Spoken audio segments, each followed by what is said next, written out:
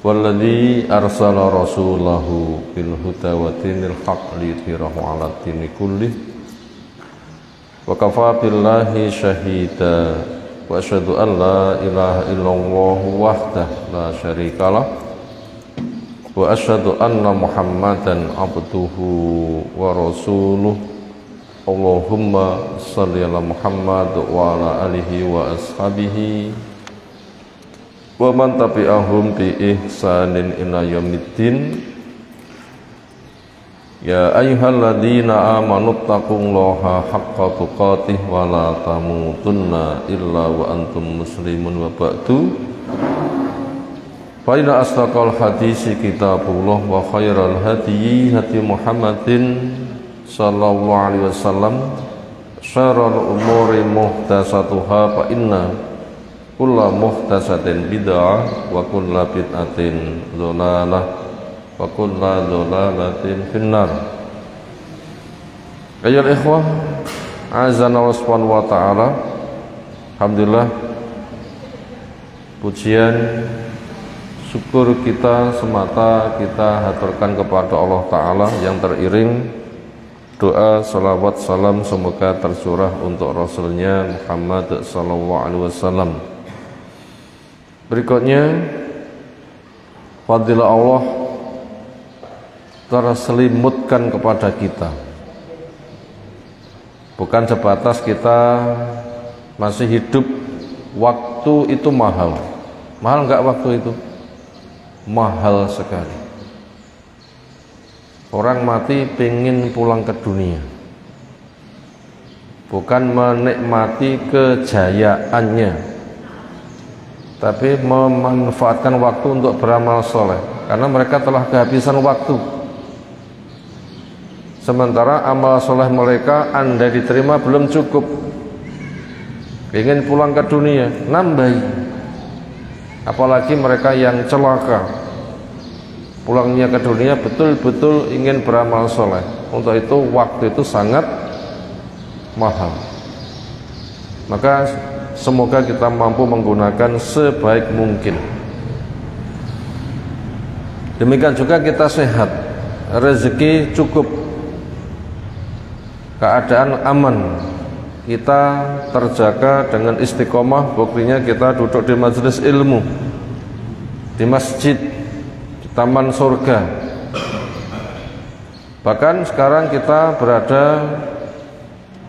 di rangkaian 3 bulan haram berurut. Apa 3 bulan haram berurut? Dzulqa'dah. Dzulqa'dah napa selo? Selo niku napa? Kok gek-gek di pelintir diseseli barang Allah. Sebabnya Allah aja mantu nek sasi selo engko cilaka, ngoten nggih. Nah, ini tatayur, menganggap sial dari bulan yang ada. Ini gaya jahiliyah, dan itu termasuk perbuatan syirik, karena seolah bulan itu yang bisa mencipta kesialan. Bolehkah akidah itu? Tidak boleh. Bulan tidak bisa mencipta kesialan. Kesialan sebagai modal ujian Allah yang menetapkan. Kesialan sebagai modal ujian Allah yang menetapkan. Kesialan sebagai hukuman dosa-dosa yang diperbuat manusia. Kesialan kalau dinisbatkan, dihubungkan dengan Allah, Allah mencipta sial itu untuk menguji. Bisakah kamu menyelesaikan? Kesialan bila dikaitkan dengan hukuman, manusia rumong sosial itu dengan sebab dosa-dosanya. Makanya kita tidak boleh menuduh bulan Dzulqa'dah ketika dijenengi selo menjadi sumber celaka. Enggak boleh sama sekali. Itu termasuk perbuatan syirik. Ya makanya sebut saja dengan Dzulqa'dah. Jangan dipun jenengi napa? Selo. Ngapunten mboten angsal nggih. Enggak boleh itu. katakan Dzulqa'dah. Bahkan itu makna Dzulqa'dah itu adalah malah libur perang. Orang musyrik menghargai bulan ini untuk persiapan haji. Lah musyrik saja ngregani wong Islam kok malah mencela, terus pundi ta? Pakai aneh nggih. Musyrik mawon malah ngregani mereka persiapan haji, ngaku Islam malah mencela bulan, kan luwih nemen kan, nggak boleh kan. Justru yang ada malah isi dengan amal soleh yang nanti nilai pahalanya sudah bertingkat, akan meningkat lagi. Api itu berlipat ganda ketika berada di bulan yang mulia, lebih berlipat ganda. Jangan malah terkena jebakan setan mencela bulan haram, bulan mulia. Persiapkan sebaik mungkin sehingga ketika nanti masuk pada bulan Dzulhijjah nanti lebih baik lagi. Napa ingkang diperbuat wonten bulan Dzulhijjah? 1. Perbanyak takbir sejak masuk bulan Dzulhijjah nganti tasrek habis. Masyarakat digembarkan memperbanyak takbir begitu masuk bulan Dzulhijjah. Termasuk imam boleh selepas ngimami nanti mengajak jamaahnya memperbanyak takbir sampai 13 hari panjang. Kemudian silahkan mengisi puasa selama 9 hari. Kalau tidak bisa nggih tanggal 9 nih lek saged, bukan sedino tanggal 9 saja tetapi juga 9 hari, monggo disilahkan, bukan harus, tapi yang jelas perbanyak amal soleh. Karena itu paling dicinta oleh Allah Ta'ala sampai melebihi fadilah jihad fi sabilillah. Enggak semua orang bisa terjun ke medan jihad, tetapi fadilah 10 hari pertama melebihi fadilah jihad. Siapapun bisa melakukan, bapak-bapak, ibu-ibu, tua, muda, kaya, miskin, sehat, sakit, bisa semuanya mendapatkan fadilah yang itu lebih baik daripada fadilah jihad. Isi sebaik mungkin 10 hari pertama di bulan Dzulhijjah. Rezeki kita longgar, siapkan nanti disembelih binatang kurbah tanggal 10, boleh juga di hari tasyrik. Yang jelas tingkatkan amal soleh kita, ini merupakan nikmat besar yang kita diberikan, nikmat selalu berangkai yang kita wajib untuk mensyukuri. Kesempatan kita nambah bekal, sekedap malih kita badhe ninggal apa tambah ganteng, tambah hayu, tambah kuat, betul nggih? Akan segera mati. Apa yang kita bawa? Amal, bukan dunia. Orang mati diantarkan 3. Yang 1 mendampingi setia, yang 2 pulang. Napa 2 sing pulang? Harta pulang, keluarga pulang. Napa pendamping setia? Nah, itulah amal. Makanya kita diberikan kesempatan amal, kita persungguh ilmunya, kemurnian akidah tauhid kita bersih dari syirik, kita betul-betul ikhlas, tidak ada riya, ngamal pamer kita jauhkan. Kita perbaiki sholat kita, jamaah kita, sodakoh kita, akhlak kita.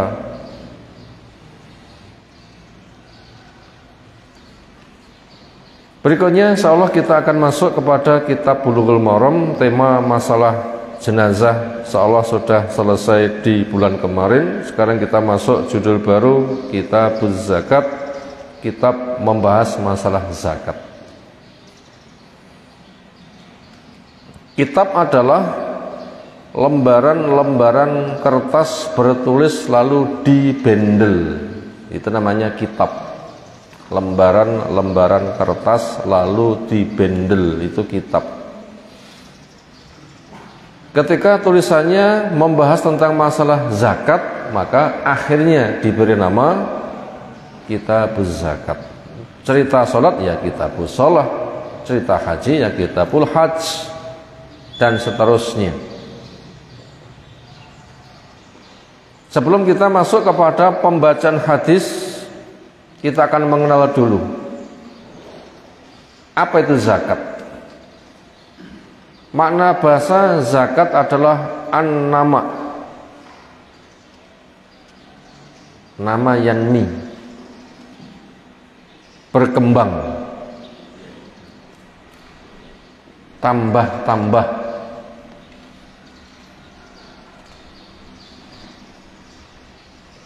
Semisal tanah yang kering kemudian keguyur hujan, itu berkembang.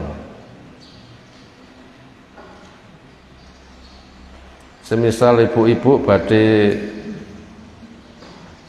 masak roti diberikan pernipan mongkrok mboten. Jenisnya apem, mengembang. Itu makna itu zakat, punya makna berkembang, mongkrok, tambah gede. Zakat itu makna bahasa begitu. Kalau kita masuk kepada makna istilah, zakat ialah salah satu rukun Islam. Salah satu rukun Islam, mau ditulis boleh, zakat ialah salah satu rukun Islam. Berkaitan pengeluaran harta tertentu. Berkaitan pengeluaran harta tertentu dengan syarat tertentu. Itu tadi kalau kita sampaikan takrif definisinya. Saya ulang, zakat secara makna syar'i ialah salah satu rukun Islam. Berkaitan pengeluaran harta tertentu dengan syarat tertentu. Di mana telah kita ketahui rukun Islam ada 5. Sejak ikrar 2 kalimat syahadat, dia sholat, dia puasa, dia zakat, dia haji, 5.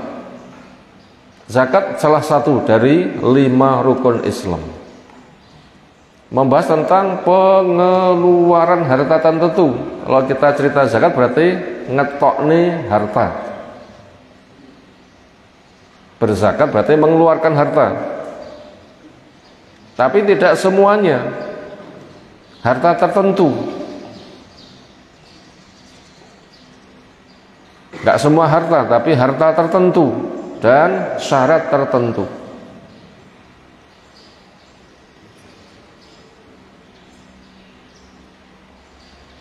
Istilah zakat, istilah infak, istilah sedekah.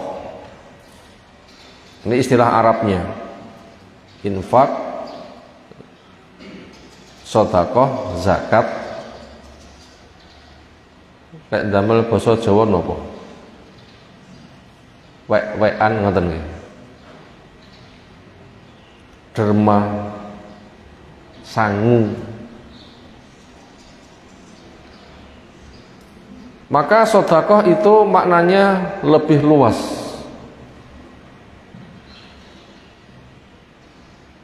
Kalau infak lumayan luas, tapi lebih luas pembahasan sedekah. Kalau zakat ini spesial. Sekarang kita lihat dulu, kadang ditanyakan bedane infak, zakat, sedekah niku nopo? Kadang ditanyakan. Lah infak itu biasanya kaitan dengan blonjo, penanggung jawab memberi pembekalan kepada yang ditanggung. Penanggung jawab memberi pembekalan kepada yang ditanggung. Ketika memberikan pembekalan, itu jenenge blonjo, memberikan bekal. Orang tua kepada anak, nah pemberiannya itu masuk pada wilayah infak. Suami kepada istri, wali kepada sing diwaleni,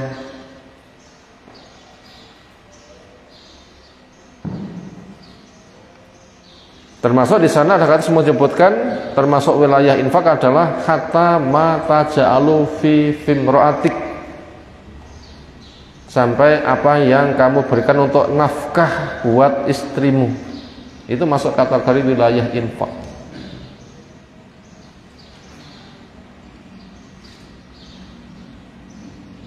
Termasuk kita sebagai jamaah punya kegiatan berjamaah, butuh dana untuk masjid dan sebagainya, maka dihimbau untuk berinfak. Kurang lebih penyebutan kata infak seputar wilayah itu.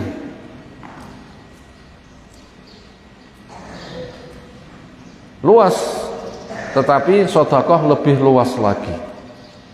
Apa itu sedekah? Sedekah makna bahasa adalah benar.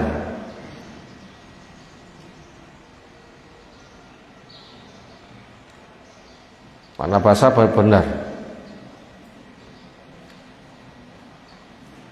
yaitu bukti pengakuan ada kenyataan, sehingga dikatakan as-shadaqatu burhan. Sedekah ki burhan, bukti imanmu, kamu memberikan sesuatu yang kamu cinta. As-shadaqatu burhan, sedekah itu bukti, bukti imanmu, sesuatu yang kamu cinta kamu lepas. Karena yang sudah dilepas itu nanti akan dilipat gandakan, entah 10 kali sampai 700 kali sampai kelipatan tidak bisa dihitung. Kalau memang kepada yang itu kamu percaya, sekarang buktikan. Nah begitu, harta kamu pegang lama-lama habis, ada hisab nggak berkembang, tapi bila kamu wujudkan bukti imanmu, nanti akan dilipatkan 10 kali, 700 kali sampai kelipatan nggak bisa dihitung.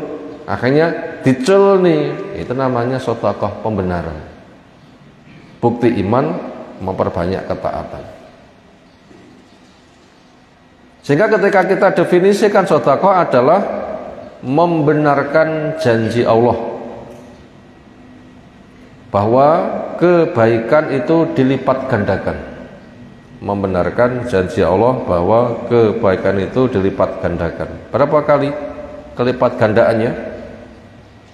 10 kali, 700 kali, kelipatan yang nggak bisa dihitung. Jadi membenarkan janji Allah, membenarkan janji Allah bahwa kebaikan itu dilipat gandakan dengan jumlah yang kita sebutkan. Kebaikan itu sifatnya boleh benda maupun bukan benda.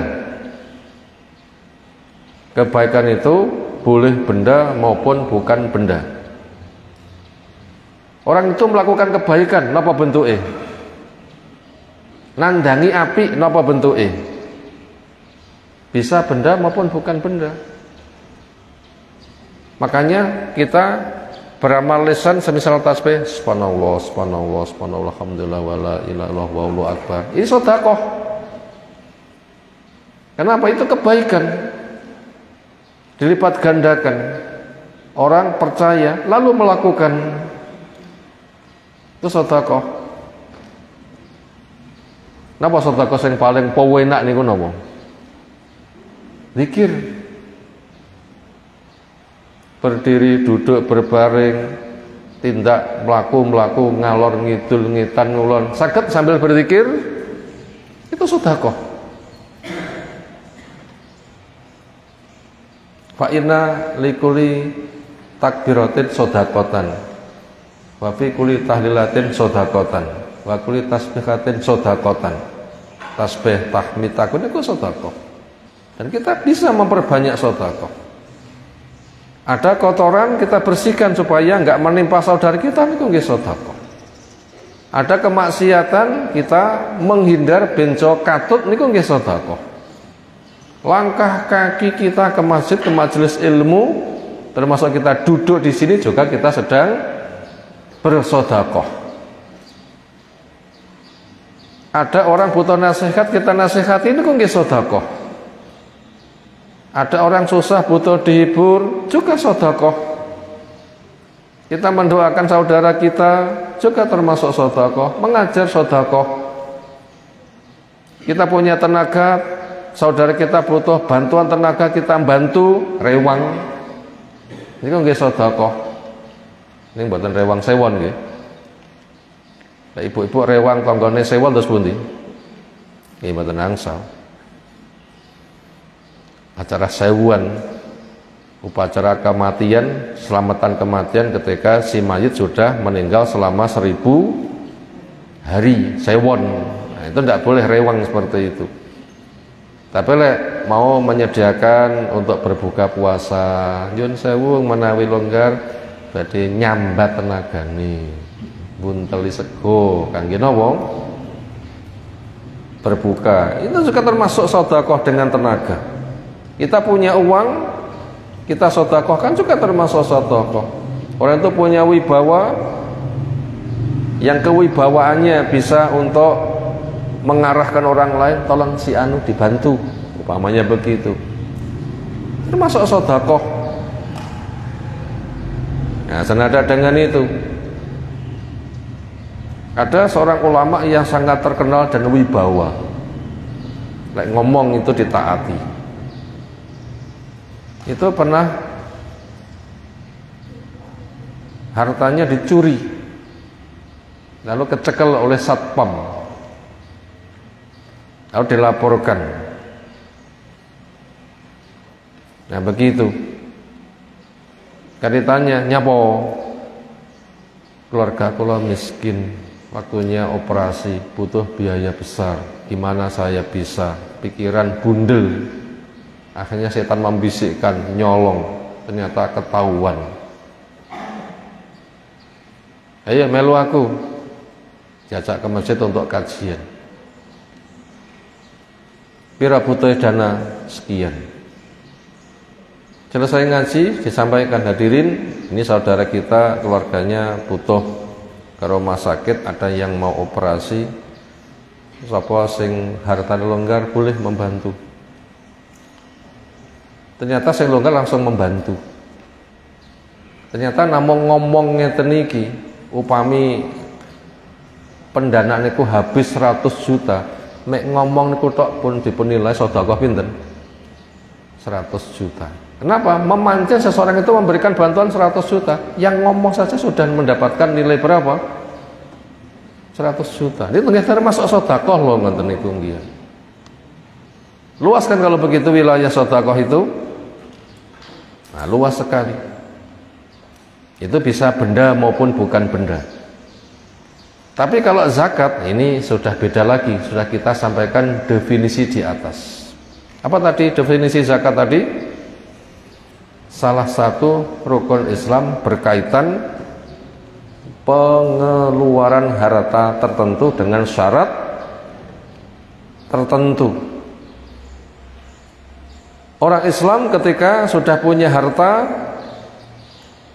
nanti kena zakat apa enggak, kita lihat dulu tentang harta zakawi, harta yang nanti akan dikeluarkan zakatnya.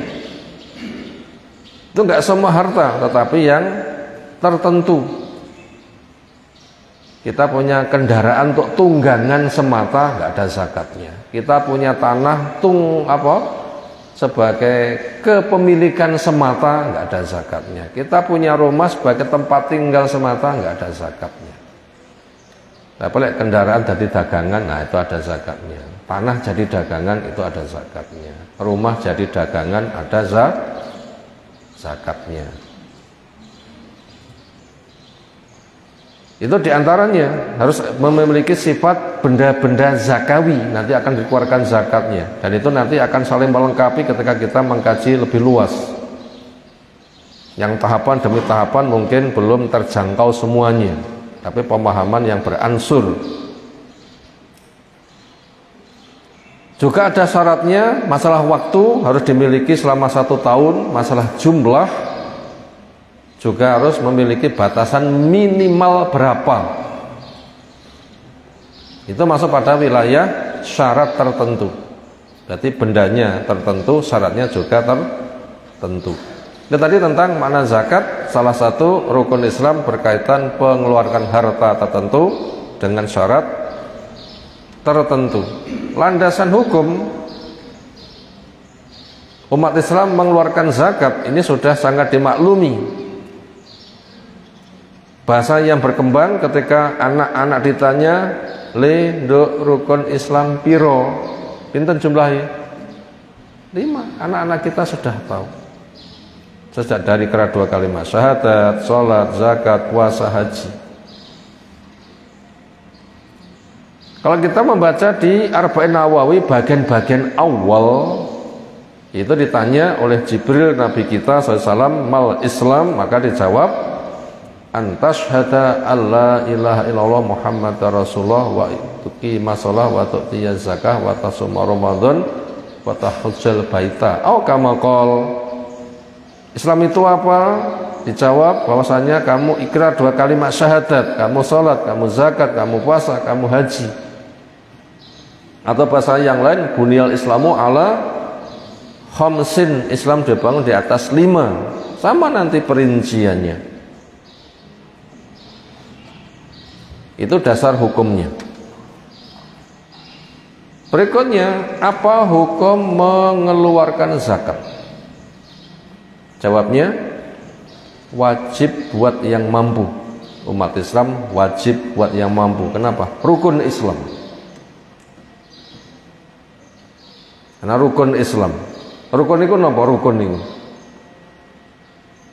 Pokok senes rukun basa Jawa lho ini. Rukun basa Jawa napa? Ora tukaran ngoten.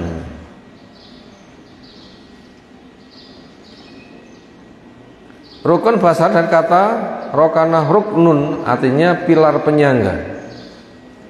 Bahkan yang paling pokok dari sebuah rangkaian.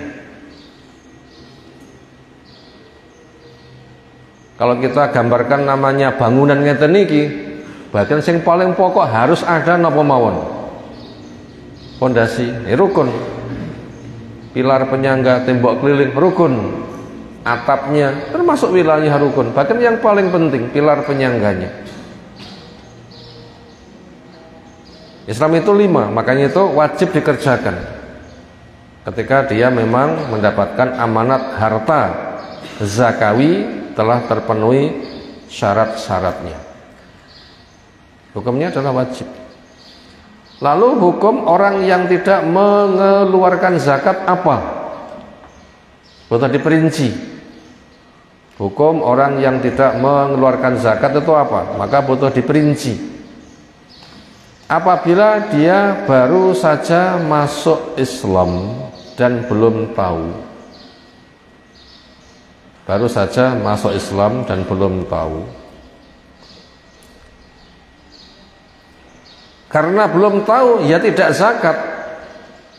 Nyapa? Orang ngerti. Walaupun dia punya benda zakawi, sudah terkena syaratnya, waktunya berjalan sekian, jumlahnya sekian, sudah terpenuhi syarat. Karena belum tahu maka tidak mengeluarkan. Bagaimana? Ya diingatkan. Wahai saudaraku, kamu sudah masuk Islam.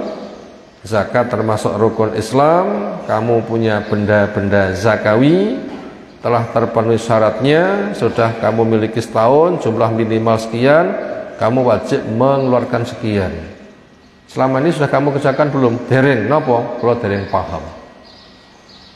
Berarti sekarang kamu saya beritahu, dan sekarang hitung Itu tidak zakat karena belum tahu, nggak dosa. Solusinya diberitahu, berikutnya dia keluarkan. Yang nomor 2, sudah tahu tapi kikir, cetil. Sudah ngerti tapi cetil. Punya benda zakawi, punya, syaratnya sudah dimiliki setahun atau putaran tertentu, jumlah minimal sekian. Kerja kesel-kesel dan lumpur gak diwehne wong penak men. Iku tandane wong cetil ngoten nggih. Akhirnya gak mengeluarkan. Maka ditanya, kamu beragama Islam? Ya. Sudah tahu rukun Islam yang 5 termasuk zakat? Sudah. Punya benda-benda zakawi? Punya. Tahu syaratnya? Tahu. Sudah kamu keluarkan? Belum. Nyapa? Iman-iman. Iku jenengipun apa? Cetil. Maka diingatkan. Kalau tidak mau, paksa dihitung, zakatnya diambil, sisanya rampas separuh. Nah begitu, paksa dihitung, zakatnya diambil, sisanya rampas separuh. Ini sudah tahu, mengakui wajibnya, cuma cedil. Nah gitu resikonya. Yang nomor 3, sudah tahu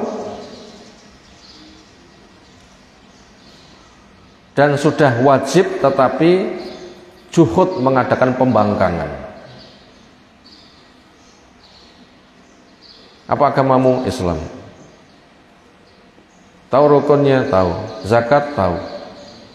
Kamu punya harta? Punya.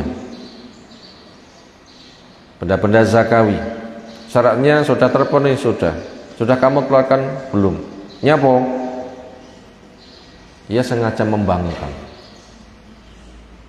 gak tunduk kepada peraturan, mengingkari wajibnya zakat. Makanya suruh tobat. Bila tidak mau, masuk kategori murtad, nanti bisa dibunuh oleh waliul amri. Kenapa? Murtad. Karena mengingkari salah satu dari rukun Islam. Itu hukum yang keempat. Ya, yang ketiga, yang keempat, sudah tahu lalu mengadakan pembangkangan dan dia punya kekuatan.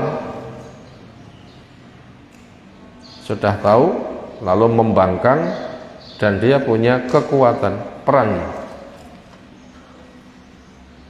Semisal Musailamah Al-Kadzab mengaku beragama Islam, tahu rukun Islam yang 5 termasuk zakat, punya harta zakawi, benda-benda zakawi, dan terpenuhi syaratnya, waktu maupun jumlahnya. Dia tidak mau mengeluarkan dan dia punya kekuatan. Diingatkan, membangkang. Maka akhirnya diperangi oleh Abu Bakar. Sinten wau bose jenengipun?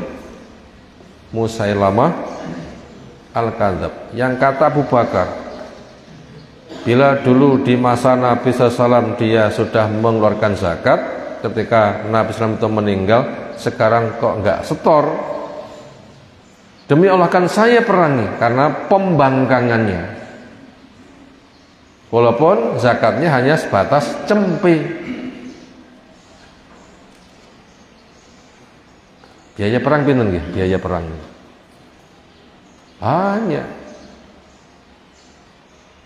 Napa biaya perang kena ditembus ndamel cempe sitok? Enggak bisa. Kenapa?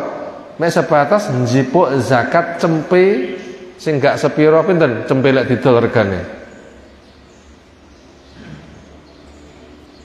Cempene wedhus kacang pinten regane? 600.000 misal.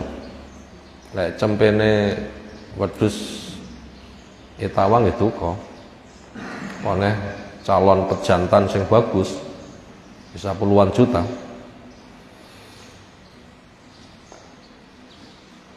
Pertimbangan perang itu bukan badi rugi, tetapi penegakan syariat.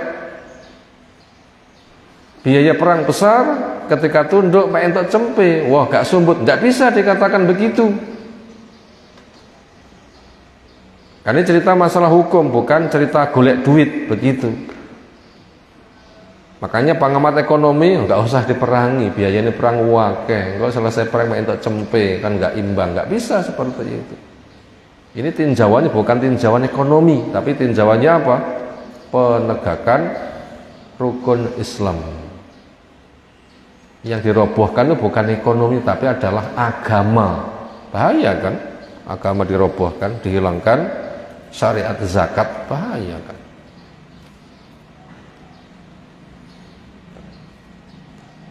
Kemudian diturunkannya kewajiban zakat tahun berapa saya belum tahu.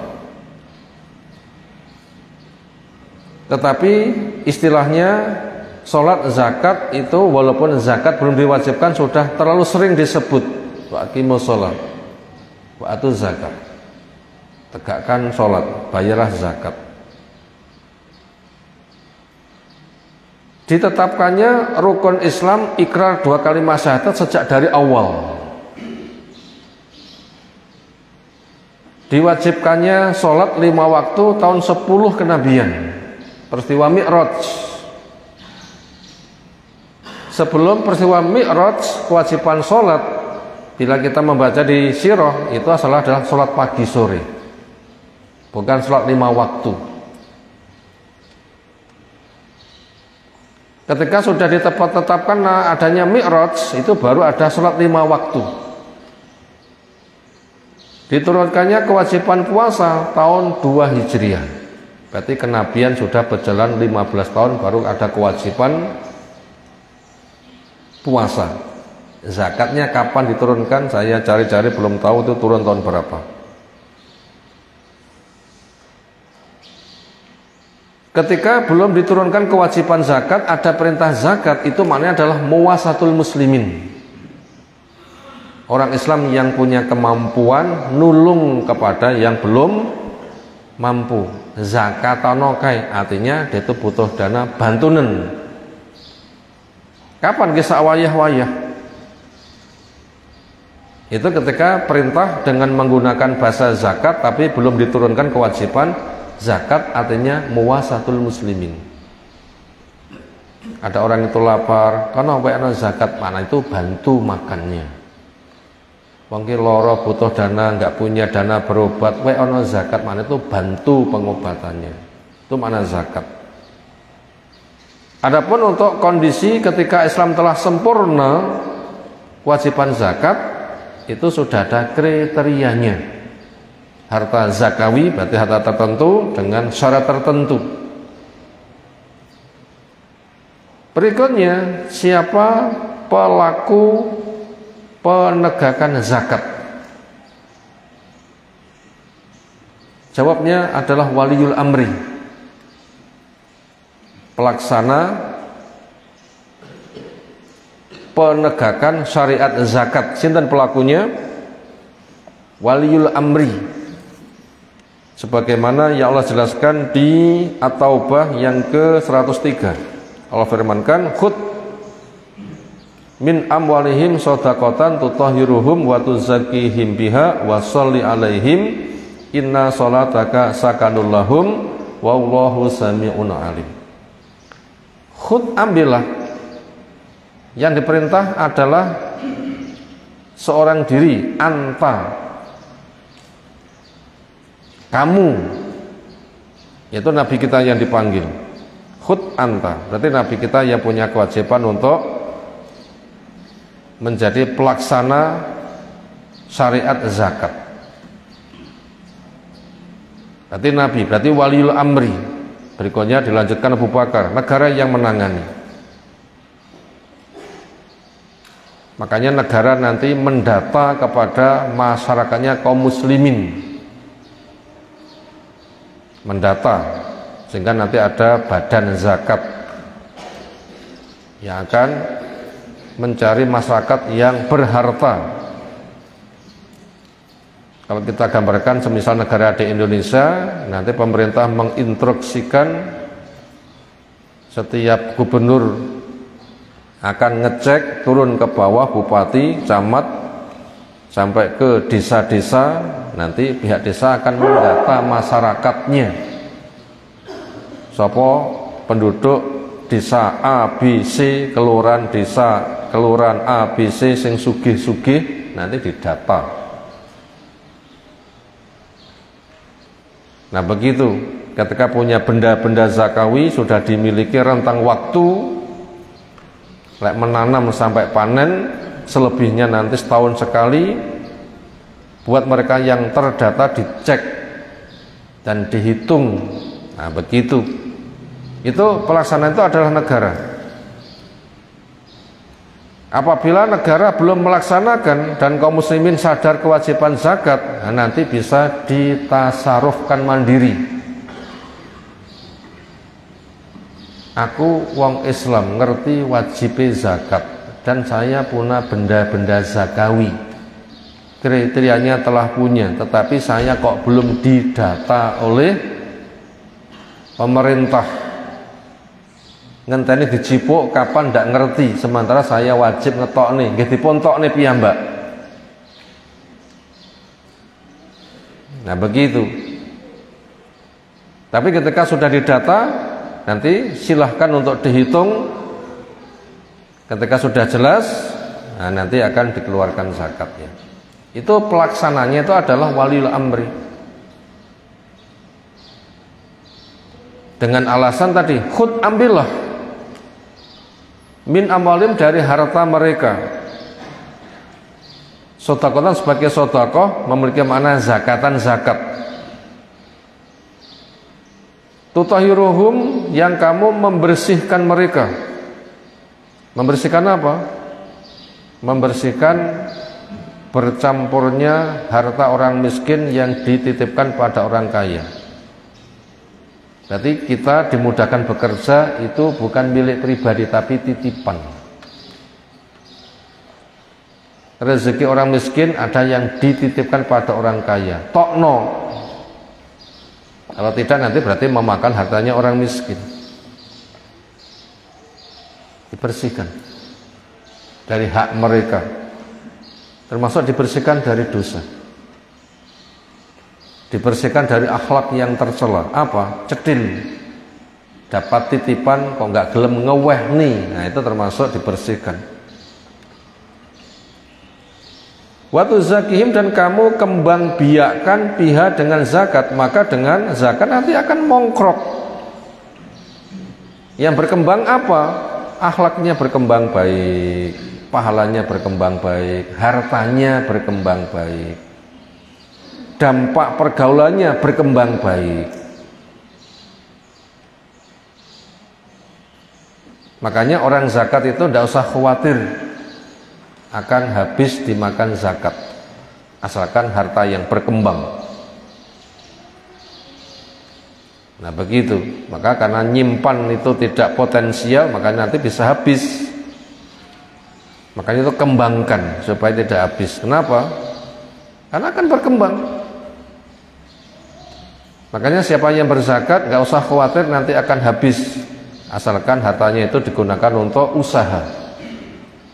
Sebagaimana arti zakat berkembang, maka dikembangkan. Dikembangkan.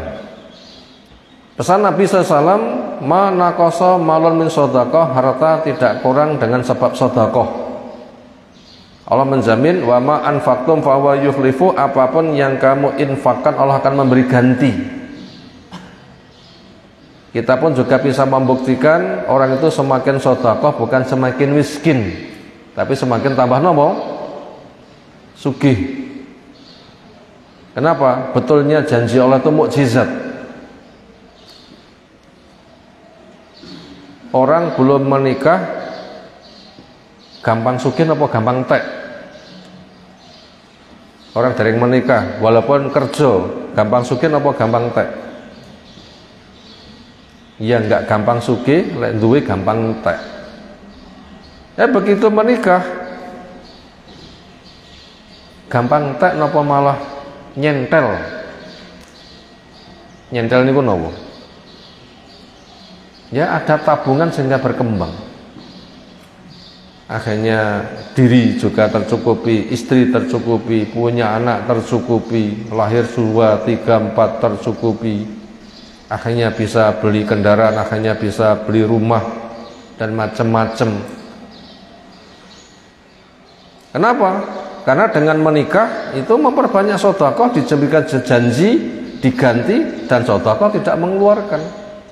Di balik itu rezeki yang ada tidak ada halangan, karena dengan menikah nanti dosa-dosa bisa dihilangkan. Karena innallaha la yuharrimu rizqa bidzambin yusibu, Allah mengharamkan rezeki gara-gara dosa.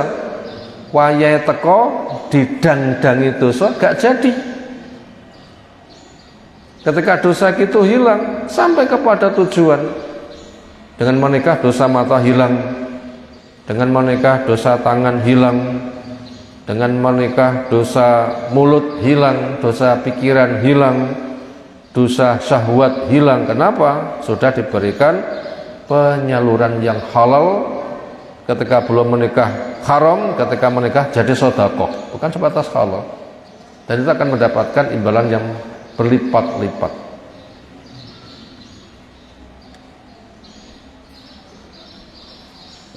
Wassalli alaihim, dan doakan kepada orang yang mengeluarkan sedekah.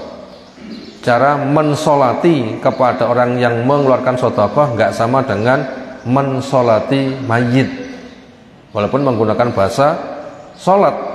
Kepada mayit solat mayit, kepada orang sedekah menggunakan bahasa solat. Mana tadi dalilnya? Wassalli alaihim. Napa makna sholli alaihim? Wong sing ngetokne zakat sholli alaihim, makna sholatono, tapi maknanya adalah doakan. Maknanya itu ada doakan. Sholat mayit, ya mayitnya sudah dimandikan, dikafani, ditata, orang datang, ada imamnya, ada makmumnya, dengan berdiri 4 kali takbiran, itu namanya sholat mayit.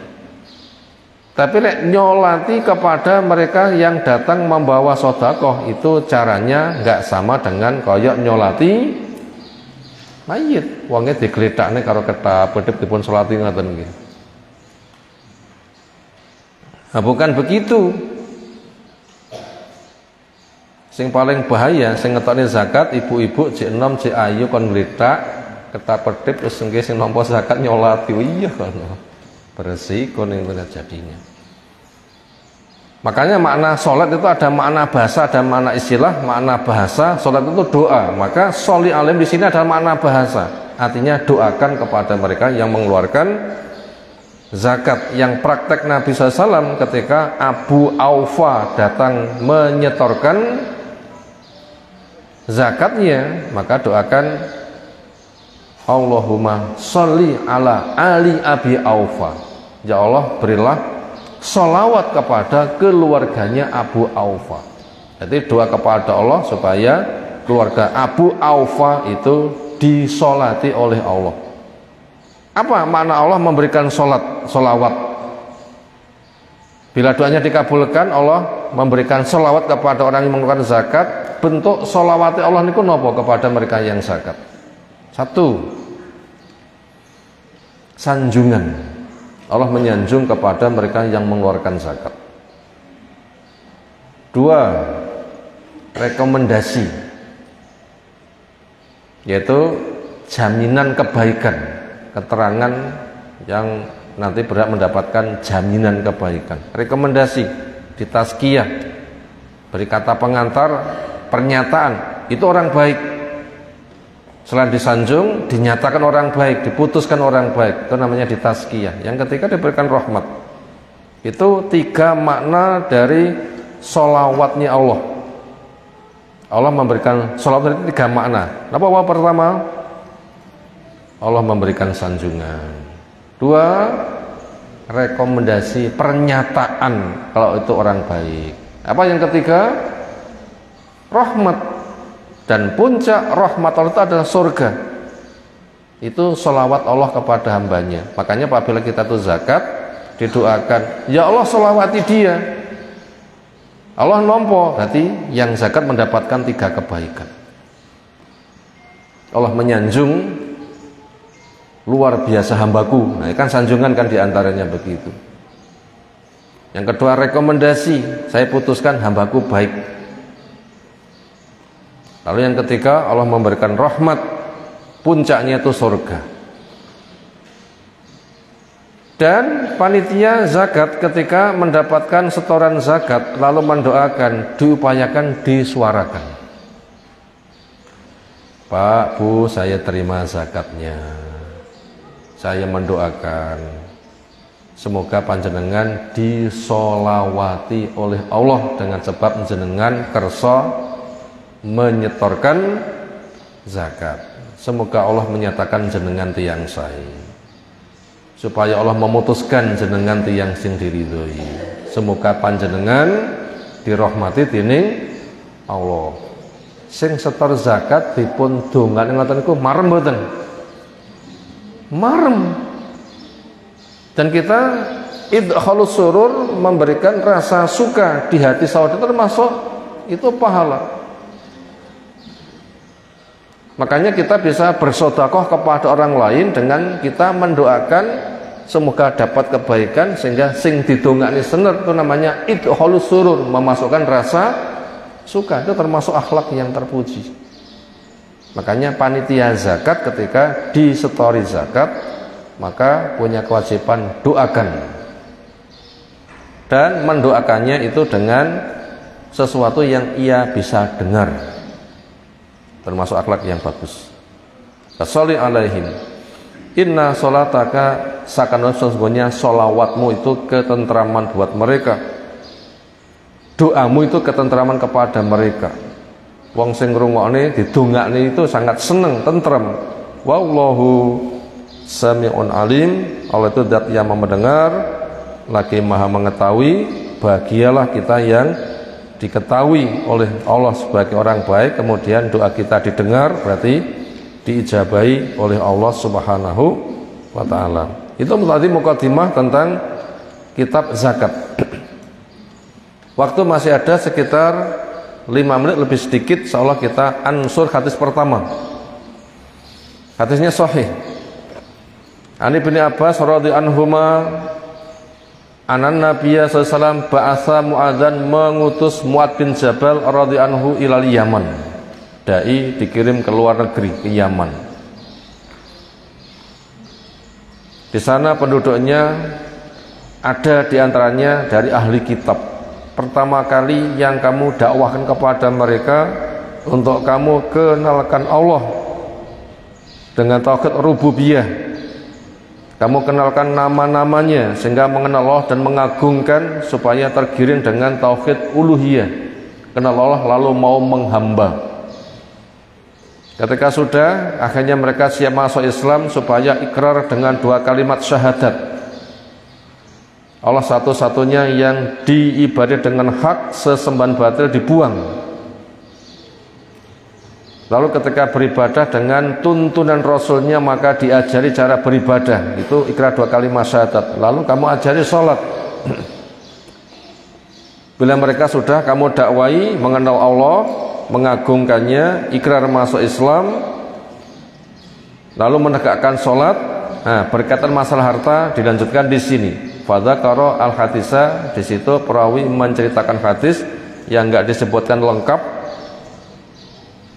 Wafi, dan di dalamnya yang masuk kepada pembahasan adalah innallaha qad iftaradha alaihim shadaqatan, sesungguhnya Allah iftaradha, mewajibkan alaihim kepada mereka shadaqatan, sedekah fi amalin, berkaitan masalah harta. Tu'khadhu, yang diambil min aghniyahim, dari orang kaya, faturadu, lalu dibagi fi fuqaraihim, kepada fakirnya. Muttafaq alaih, disepakati atasnya oleh Imam Bukhari, oleh Imam Muslim. Walafzu, dan lafaz ini lil Bukhari, milik Imam Bukhari. Di sini ada 5 pelajaran yang tertulis, ma yustafadu minal hadis, apa yang bisa diambil faedah dari hadis ini, dari kitab Tuhfatul Kiram.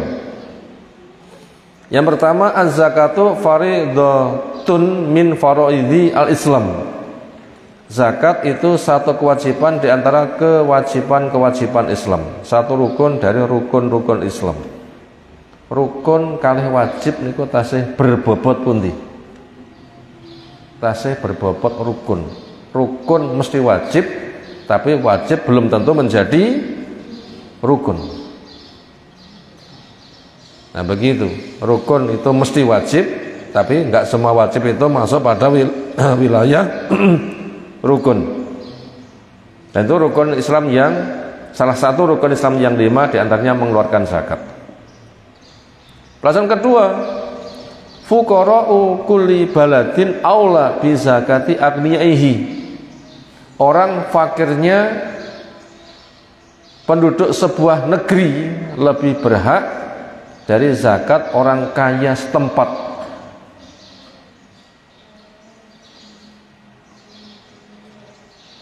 Fakirnya penduduk sebuah tempat berhak untuk mendapatkan penyaluran zakat dari orang kaya setempat.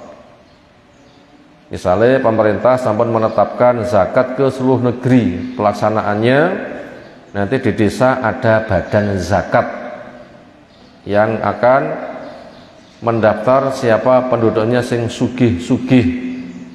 Ketika sudah jelas A, B, C terdaftar, punya benda-benda zakawi dan sudah terpenuhi syaratnya, kemudian petugas datang menghitung dan mengambil zakat, akhirnya masuk ke kantor zakat yang ada di desa. Datang sinten didum zakat niku? Orang fakir setempat, enggak disetorkan kepada pusat, tapi orang fakir setempat. Nah begitu. Ketika ternyata masih sisa, A sudah, B sudah, C sudah, dari mustahiknya masih ada sisa, nah silahkan disetorkan ke pusat. Nah begitu, silahkan disetorkan ke pusat. Jadi untuk pemberdayaan fakir setempat. Makna fakir di sini memiliki makna luas, yaitu mereka yang berhak untuk menerima. Di sana yang punya hak menerima itu ada 8 macam. Nanti akan kita bahas pada surah Taubah yang ke-60. Siapa mereka yang punya hak? Itu makna fakir secara umum adalah mereka yang butuh untuk mendapatkan dana zakat. Itu ada 8 kelompok. Itu makna fakir secara umum. Makna fakir secara khusus, dia salah satu dari 8. Fakir, miskin, gharim, amil, dan sebagainya. Kemudian definisi fakir itu apa? Miskin itu apa? Kalau miskin mampu bekerja dan kenyataannya kerja cuma hasilnya gak cukup, niku miskin. Mampu bekerja dan sudah bekerja mendapatkan hasil namung hasilipun dereng cukup, niku miskin. Lek fakir niku nopo? Tidak bekerja akhirnya tidak cukup, niku fakir. Tidak bekerja akhirnya tidak cukup. Orang yang tidak kerja akhirnya nggak cukup, kalau ada penanggungnya ditanggung oleh penanggungnya. Tidak bekerjanya anak, dia punya orang tua penanggung, sing nyukupi wong tuwane. Tidak bekerjanya istri, akhirnya nggak cukup, dia punya suami, suami yang menanggung. Tidak bekerjanya orang tua, akhirnya nggak cukup, punya anak-anak yang mampu, anak yang menanggung. Nah begitu. Lalu kepada mereka yang akhirnya tidak bekerja dan penanggung dan keluarga nggak ada, akhirnya nanti yang menanggung negara, diambilkan dari bantuan zakat. Nah orang yang tidak bekerja itu 2 macam. Mampu bekerja cuma nggak sempat bekerja, atau memang nggak mampu bekerja akhirnya juga nggak bisa kerja. Masing-masing itu memiliki makna fakir. Sehingga fakir dibagi 2, mampu bekerja tapi nggak ada waktunya, akhirnya nggak cukup. Contoh niki sinten? tiang yang potensial cuma tenaganya habis untuk kepentingan sosial dan tidak ada jaminan kesejahteraan. Misalnya orang itu jadi tentara, cerdas lahir batin, tenaganya terikat untuk perang dan dari badan negara itu belum menjamin kesejahteraannya. Nah, maka mereka nanti bisa dibantu dengan zakat. Dan semua kegiatan sosial membutuhkan tenaga hebat.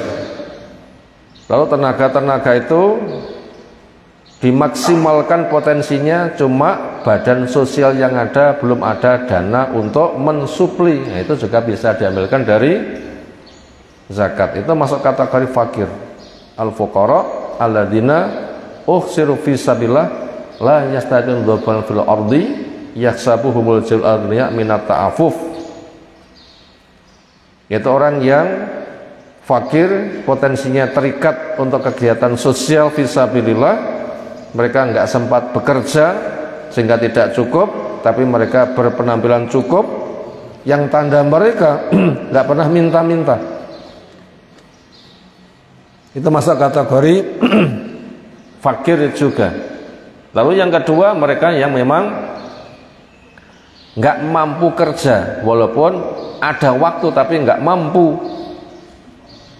Anak-anak belum mampu, masuk kategori fakir, tapi orang tua yang menanggung. Istri memang nggak diwajibkan bekerja, suaminya yang punya kewajiban. Bila penanggung-penanggung itu tidak ada, sementara mereka tidak bekerja, nah itu akan menjadi tanggungan negara, bisa diambilkan dari harta zakat. Berikutnya yang ketiga, masru'iyatu tawalli al-imam qabata az-zakata imma binafsi au antariki as-su'ati. Pensyariatan imam untuk ngurus zakat. Siapa pelaku pemberlakuan syariat zakat? Imam. Sinten imam yang dimaksud? Pemerintah, waliul amri, badan negara. Itu yang disyariatkan untuk ngurus zakat. Di mana dia mengurusi zakat bisa dikerjakan sendiri atau melewati badan yang dibentuk. Amilnya, amil negara. Amil. Sehingga apabila ada organisasi atau apa nanti akan melaksanakan zakat, ya harus, kalau di Indonesia itu memiliki izin. Apa itu? Harus memiliki izin bila tidak mengoperasikan zakat itu apa? Basnas nih, Badan Zakat Nasional. Itu bila mendapatkan perizinan nanti bisa mengelola kepada organisasinya, mendata anggotanya, siapa yang punya kewajiban zakat diambil, nanti akan dimanfaatkan. Tapi itu harus resmi itu. Bila tidak resmi ya negara belum menangani, orang yang punya zakat belum ditangani, nanti biar mandiri menyalurkannya. Yang keempat, jawazu sorfi zakati lisinfin wahidin minal asnaf as-samaniyah min ahli zakat. Bolehnya menyalurkan zakat untuk satu pos saja dari 8 pos yang mereka berhak untuk mendapatkan zakat. Jadi ada 8 kelompok yang punya hak mendapatkan penyaluran. Itu ketika seseorang menyalurkan zakat itu enggak mesti didumroto. Pamane 8 juta 8 kelompok malah 1 juta tidak mesti begitu. Lihat mana yang paling mendesak kebutuhannya. Bila yang paling mendesak kebutuhannya untuk mengentaskan kefakiran, nanti zakat semuanya tersalur untuk mengentaskan kefakiran saja boleh. Tapi lah semuanya butuh, ya bisa dibagi rata. Termasuk fisabilillah itu untuk dana perang. Untuk kondisi kita belum tersalurkan untuk kondisi perang kan ya. Bantu wong sing memikul beban hutang, mungkin masyarakatnya nggak punya beban hutang, kan juga nggak tersalurkan kan. Tapi fakir miskin yang banyak, yang itu butuh penanganan, nanti difokuskan ke situ boleh. Kalau bisa niku cara menyalurkan zakat memang betul-betul bisa mengentas kemiskinan. Lek tiyang niku mek disangoni zakat 1 juta, pun mentos napa dereng? Nggih dereng. Pone badhe bodo disangoni 1 juta, mungkin entek damel napa niku. Itu kerupuk nggih kira-kira. Ya belum mentas. Gimana penyalurannya? Ya supaya betul-betul mentas dari kefakiran, ya di total kebutuhan dia setahun berapa. Bila itu keluarga per orang berapa dikalikan.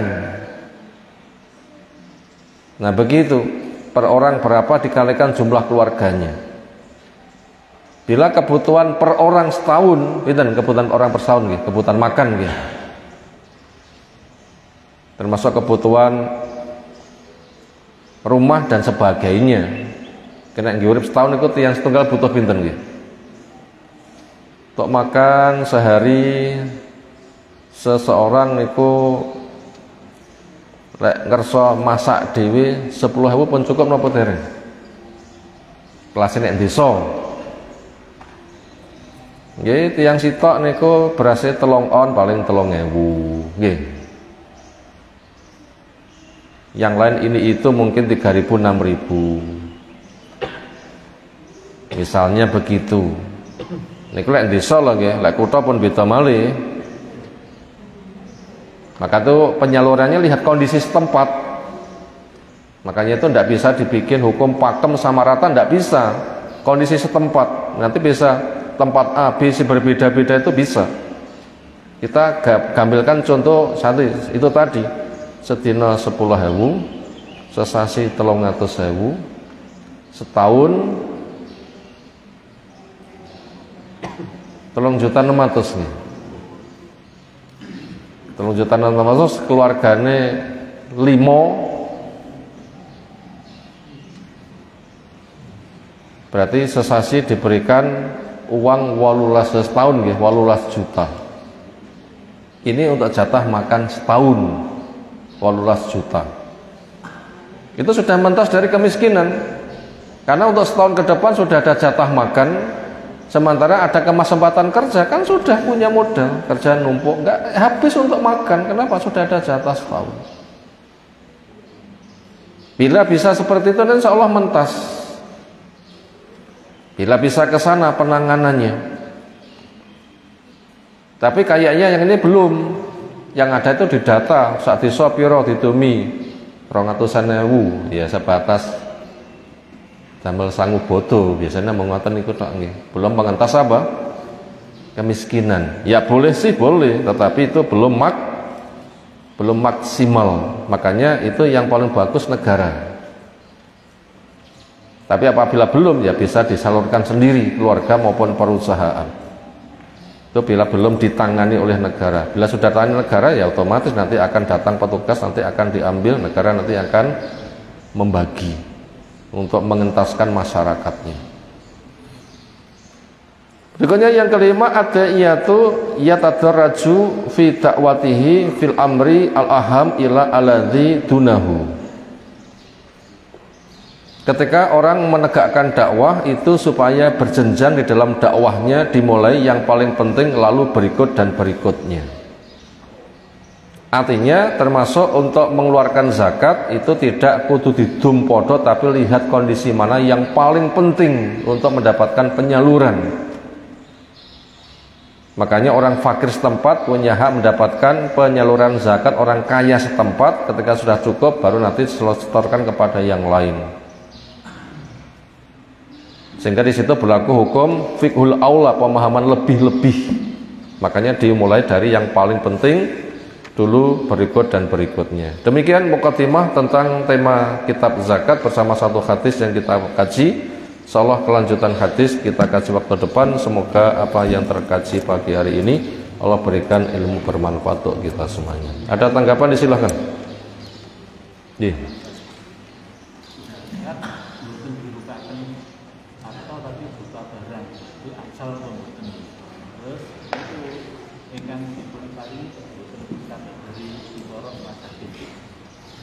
Diupayakan zakat yang ada sesuai dengan benda yang dimiliki.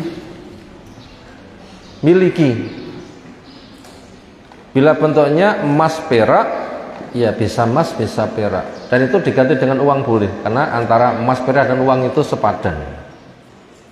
Dagangan juga bisa diganti dalam bentuk uang.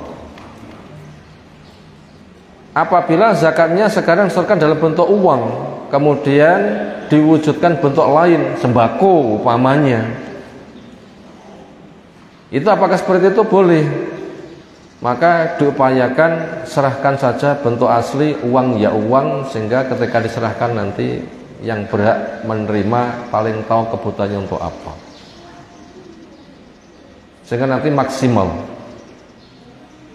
Karena potensi itu bisa lain, diwujudkan sembako antara belanja mungkin lebih murah, ketika disalurkan dinilai barang jual, nanti yang menyalurkan nanti untuk harga selisih, nah itu nanti akan berisiko. Maka yang paling selamat benda yang kita ambil itu yang dibagi, sehingga potensi-potensi kepentingan lain itu nanti bisa dihindari. Diupayakan itu ke sana, itu lebih selamat. Kalau alam, apalagi kalau yang diparingi pada fuqara dan masakin masuk sederek. Penyalurannya itu apabila belum ditangani pemerintah sehingga yang berzakat bisa menyalurkan sendiri, itu lihat siapa yang paling penting. Fakir miskin ini yang paling banyak dibutuhkan. Diupayakan itu bisa dimulai dari yang paling dekat dari keluarga dia, yang jelas dia itu bukan orang yang jadi tanggungannya. Adike sing sugih masih serempate sugih, sementara masih yang nanggung dewi, adik nanggung dewi, nanti zakatnya boleh diberikan kepada masih, mas iki zakatku, boleh. Tapi tidak boleh diberikan kepada yang tanggung. Suami kaya, punya istri, punya anak, baik istriku, anakku, zakatku, tidak boleh. Kenapa? Ditanggung dia. Boleh kerabatnya, tetapi yang tidak ditanggung nafkahnya. Nah begitu. Orang tua mengeluarkan zakat, anaknya sudah mandiri, orang tua nggak menanggung. Kenapa? Cik mandiri, cuma miskin, itu boleh. Ki zakatku, nduk ki zakatku, nggak ditanggung. Kadang-kadangnya kurang, boleh untuk dipasok. Orang tuanya masih mampu, cuma miskin, dan orang tua kita nggak mau dibantu, padahal pengen mandiri. Sementara anak itu mau zakat, boleh dicaosnin kepada orang tuanya. Kenapa? Ini bukan tanggungan saya, karena bapakku nggak mau ditanggung, cuma kurang, nah, saya berikan zakat, saya caosi zakat, boleh. Tapi ketika sudah orang tuanya itu dalam keadaan udzur, nggak mampu, anak wajib zakat, zakatku tak caos nih bapak ibu, tidak bisa. Kenapa? Itu orang yang kamu tanggung. Jadi boleh zakat diberikan kepada kerabatnya, tapi bukan orang yang ditanggung. Wallahu a'lam. Apalagi demikian, subhanakallahumma bihamdika asyhadu an la ilaha illa anta astaghfiruka wa atubu ilaik. Assalamualaikum warahmatullahi wabarakatuh.